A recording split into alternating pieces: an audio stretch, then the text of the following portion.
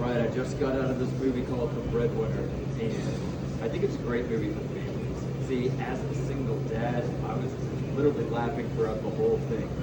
So much goes into parenting, and this movie's about a man whose wife goes out on business and he gets left at home to take care of his three kids. And it's this big adventure of pretty much like Murphy's Law. Everything that goes wrong did go wrong.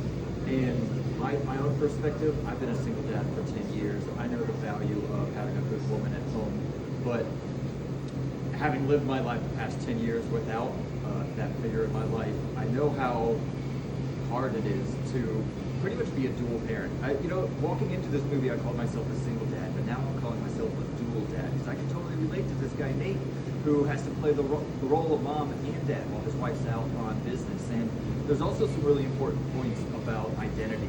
See, when his wife goes out of town, she starts this business venture, and he has to change his identity away from being like the breadwinner, from the salesman, or just doing the dad things.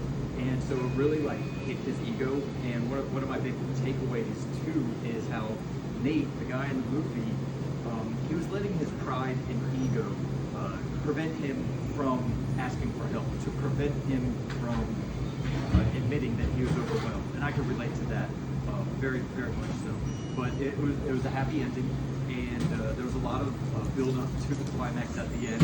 They kind of like left you on the edge of your seat. I was wondering, how is this guy going to pull it off? He destroyed his house, almost like destroyed his family's life. But in the end, I guess really the moral of the story is he decided to put his ego and his pride aside, and he decided to sacrifice for his loved ones, for his wife, for his family, to make things work and to correct all the mistakes that he made. So it's a great movie for dads, great movie for moms, great movie for kids as well, especially teenagers. They get a kick out of it. So check out The Breadwinner if you're looking for a good, wholesome family laugh.